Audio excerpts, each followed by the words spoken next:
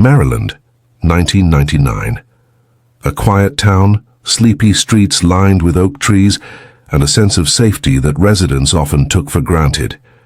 That sense was shattered one cold October evening when 17-year-old Emily Harper didn't return home from her evening jog.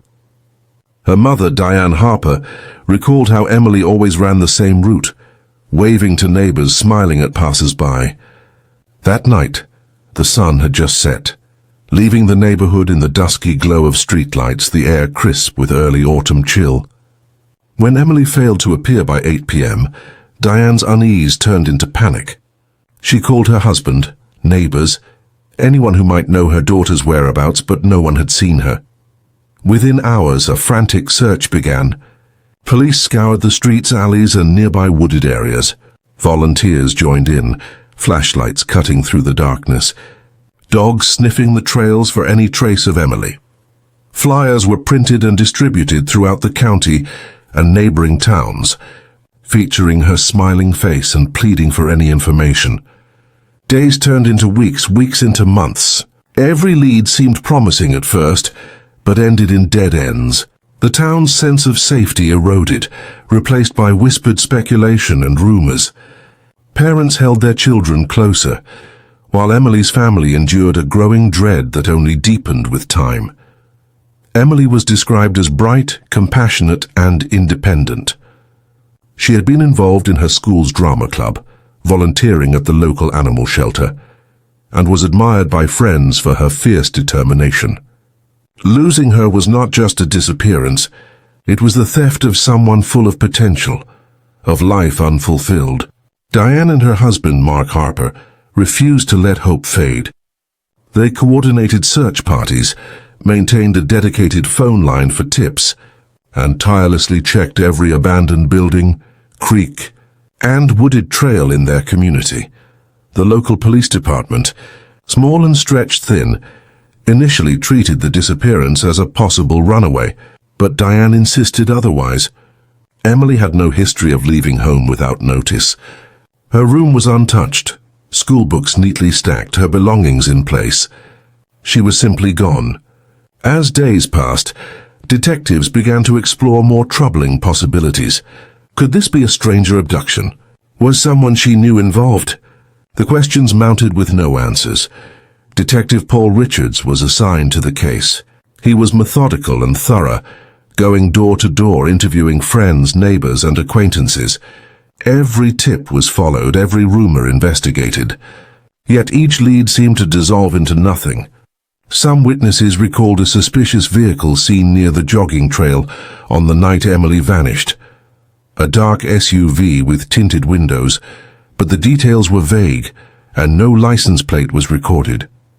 The trail grew cold, frustration mounting among the police and the Harper family. By 2000, the case had become one of the town's most haunting mysteries.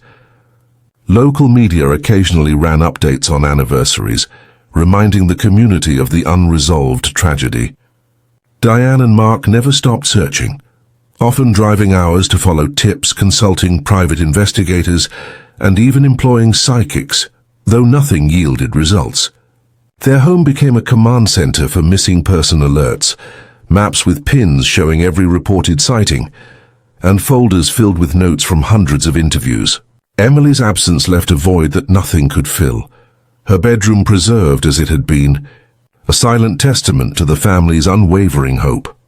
Despite the lack of leads, the police continued to revisit the case annually. Files were updated, evidence re-examined, and new techniques considered. In 2005, technological advances in DNA analysis began to offer a glimmer of possibility.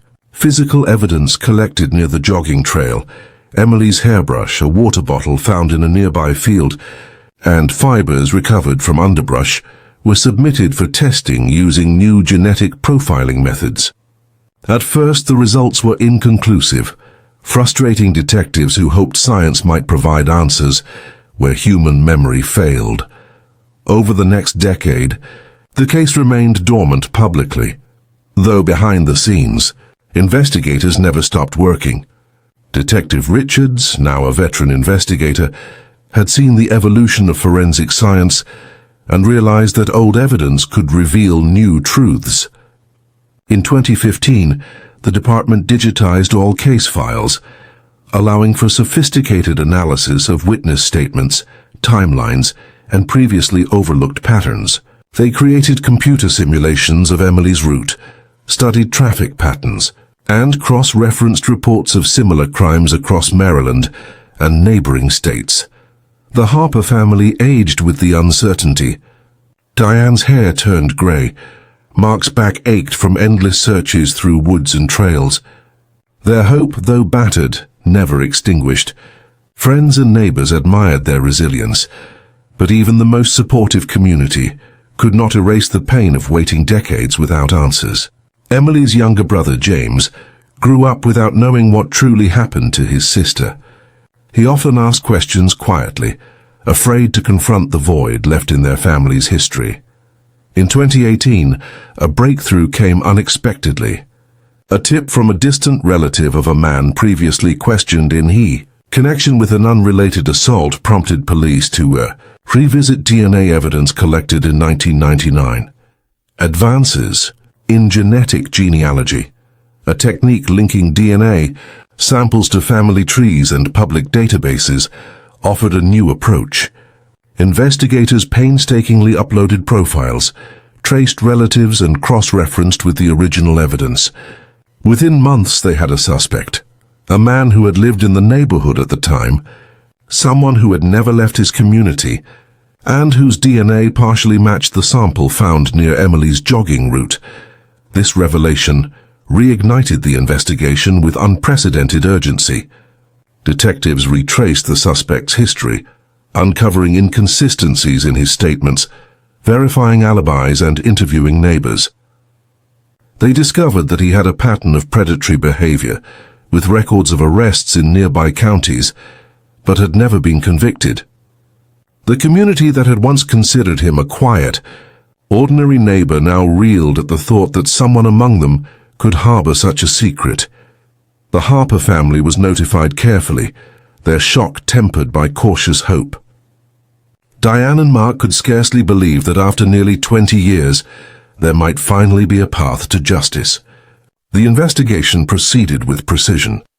Warrants were obtained, evidence was re-examined, and the suspect was placed under discreet surveillance. Every step was meticulous, ensuring that when the arrest came, the case would hold in court despite the decades-long delay. As the police prepared to act, Emily's story had already begun to ripple through Maryland. Local media revisited the disappearance, reporting on the renewed investigation and the promise of long-awaited answers. Neighbors who had long lived in fear or suspicion began to confront the reality that justice might finally be served. For the Harper family, the days of uncertainty were nearing an end, though the emotional weight of the past 20 years lingered like a shadow over every decision, every memory, every hope for closure. The stage was set for a moment that would transform not only the Harper family, but the entire town. The quiet, picturesque Maryland streets that had once witnessed a devastating disappearance were about to bear witness to the triumph of persistence, the power of modern science, and the unshakable determination of a family unwilling to give up. Emily Harper's story, frozen in time for nearly 2 decades, was on the brink of revelation, poised to finally deliver the answers that had long eluded everyone. The arrest came quietly in the early hours of a November morning, 2019. Police surrounded the suspect's modest suburban home, a quiet street lined with maples turning golden in the autumn light. To the outside world, he had been an ordinary man, greeting neighbors politely, maintaining his yard, living a life that never drew attention.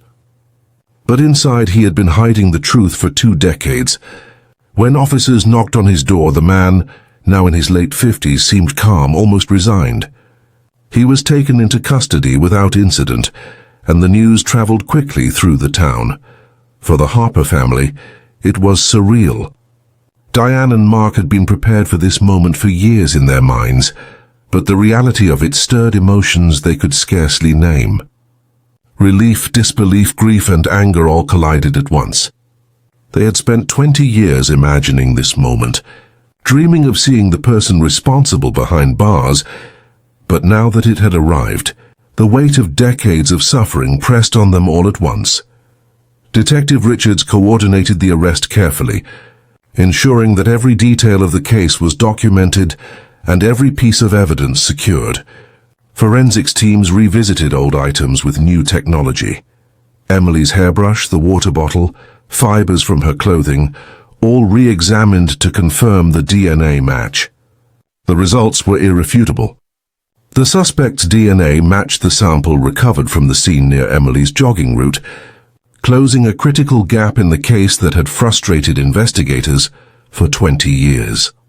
As the investigation unfolded, a portrait of the suspect emerged that shocked the community. He had lived among them, seemingly ordinary, never attracting suspicion, yet records indicated a history of predatory behavior.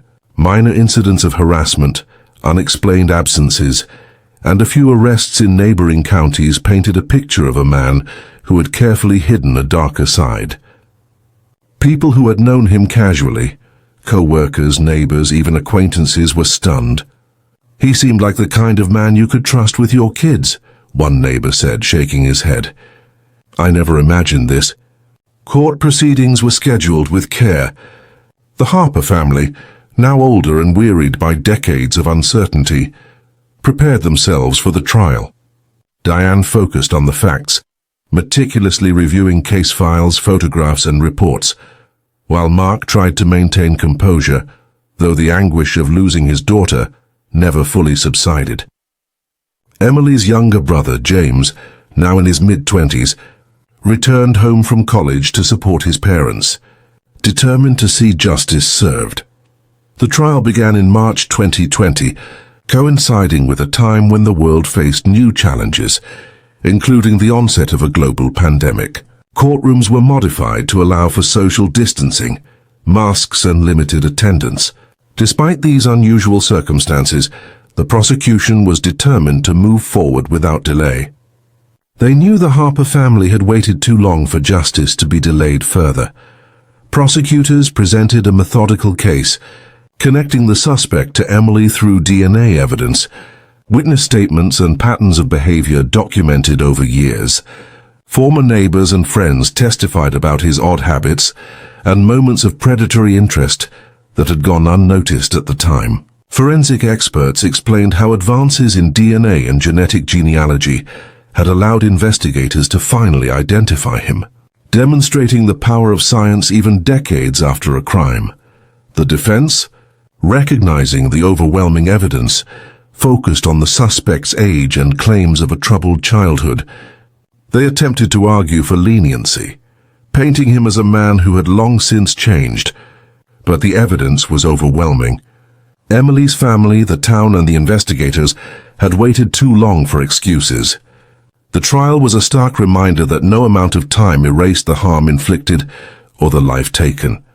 Throughout the proceedings, Diane and Mark Harper were composed but visibly emotional. Sitting in the courtroom, Diane clutched photographs of Emily, images from her teenage years when life was full of potential, moments frozen forever in time. Mark, seated beside her, occasionally closed his eyes as if bracing for every piece of testimony. James sat behind them, quietly observing, understanding the importance of this moment for his family and the community. As witnesses recounted details of the night Emily disappeared, memories long suppressed resurfaced for the Harper family. Detective Richards described the initial investigation, the frustrations, the leads that went nowhere, and the small breakthroughs that had kept hope alive over the years. For the first time in 2 decades, Diane and Mark felt that their pain was not just acknowledged, it was being validated in a courtroom where the truth could finally be heard. The trial drew attention beyond the town.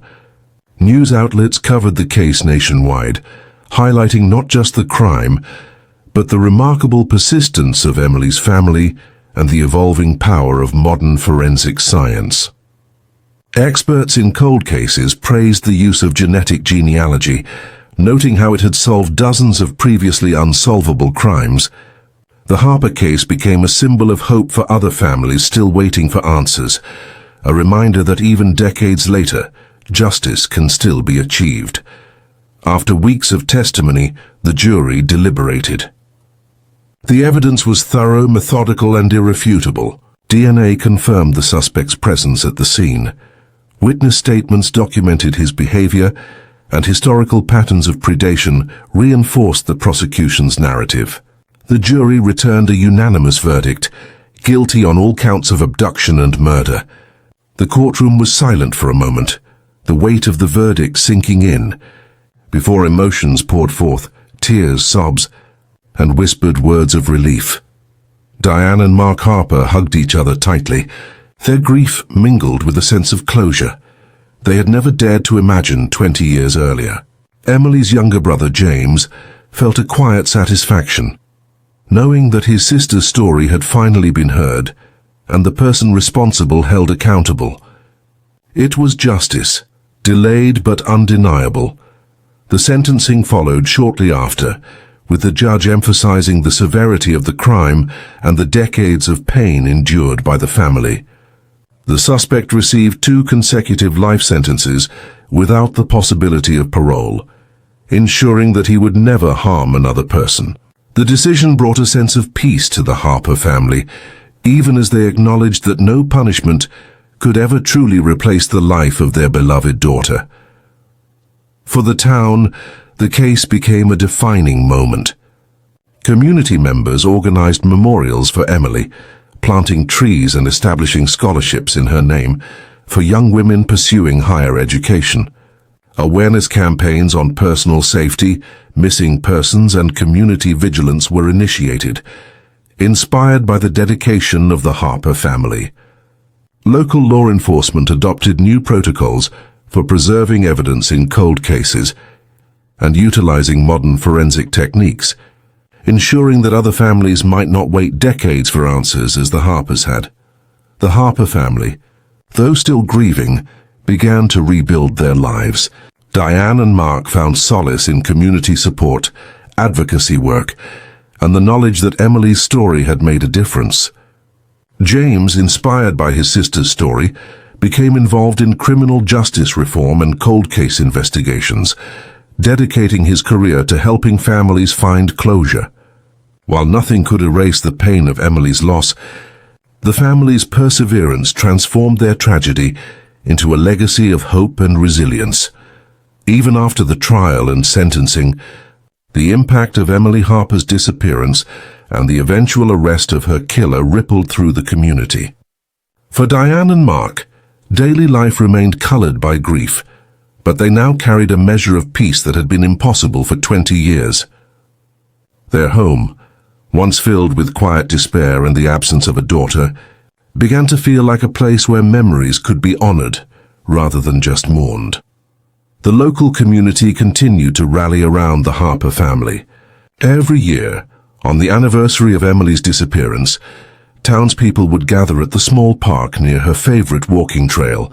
Candles were lit, and photographs of Emily were placed on a temporary memorial table. People shared stories of her warmth, kindness, and laughter, reminders that she had touched lives beyond her family. These gatherings helped heal old wounds, not just for the Harpers, but for a community that had lived with unanswered questions for 2 decades. The story of Emily's case also served as a cautionary tale for local law enforcement. Officers, many of whom were young at the time of Emily's disappearance or had joined the force afterward, studied the investigation to understand what had been missed. Detective Richards often spoke to new recruits, emphasizing the importance of meticulous documentation, following every lead, and preserving evidence properly. Cold cases can be solved if we stay committed and use every tool available, he would say. Emily's case became a benchmark for diligence, patience, and the evolving power of forensic science. The use of genetic genealogy had proven decisive in this investigation. Investigators traced DNA from the crime scene through distant relatives, piecing together family trees until they identified the suspect.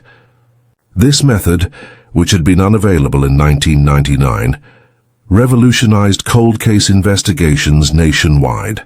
Law enforcement agencies studied the Harper case as an example, integrating these techniques into their procedures and opening doors to solving decades-old crimes. Meanwhile, Diane Harper focused her energy on advocacy work. She spoke publicly about the emotional toll of having a loved one disappear, urging families to persist in their search for answers. She shared her story at conferences and in interviews, stressing the importance of never giving up hope, no matter how many years had passed. Her message resonated with families across the country who were still waiting for answers about missing loved ones. Mark Harper, who had long buried himself in work to cope with the loss, found new purpose as well. He helped establish a local support group for families of missing persons, offering guidance, empathy, and a practical roadmap for dealing with law enforcement, the media, and personal grief. These sessions became a lifeline for people navigating similar pain, providing a safe space to share memories, frustrations, and moments of hope. James, Emily's younger brother, turned his grief into advocacy for law enforcement reform. He studied criminal justice, focusing on cold case investigation techniques and the integration of technology and forensic science. He often visited local schools and community centers, educating young people on the importance of awareness, vigilance, and responsible reporting of suspicious activities. His work was a living tribute to Emily, ensuring that her life and the injustice she suffered continued to inspire positive change. The suspect, now serving his life sentence, faded from the public eye, largely ignored by the media after the initial coverage of his arrest and trial.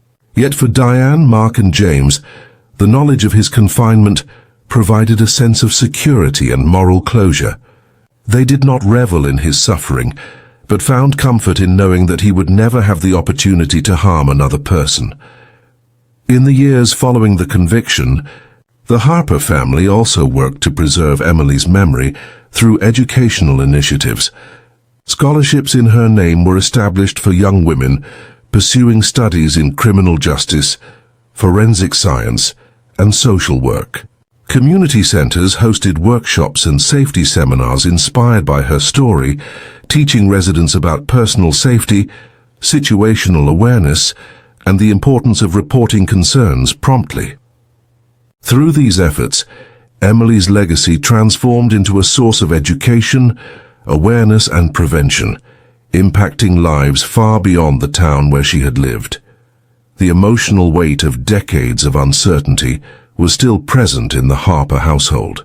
Diane sometimes caught herself pausing before setting the dinner table, instinctively counting for one more chair than there actually was. Mark occasionally walked past Emily's empty room, memories tugging at his heart. Yet, in those moments, they also felt gratitude for closure, for the support of their community, and for the knowledge that justice had finally been served. For the town itself, the Harper case became a part of its collective memory, a story shared over generations to remind residents of the importance of vigilance, compassion, and persistence. Local law enforcement maintained a cold case unit, inspired by the success of Emily's investigation, ensuring that unsolved cases would continue to receive attention and resources. Schools incorporated age-appropriate discussions on community safety and the importance of helping those in need, with Emily's story often serving as an example of both tragedy and hope. The psychological impact of finally knowing the truth was profound.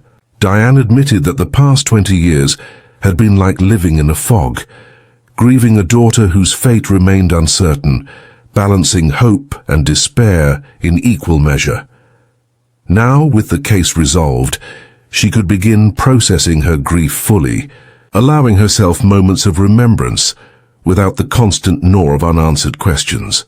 Mark found a similar release, able to grieve openly and with the support of the community and his family.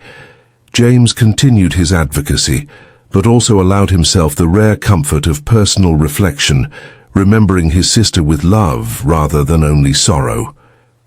As technology continued to evolve, the Harper case stood as a benchmark of what was possible when modern forensic tools were applied to preserved evidence.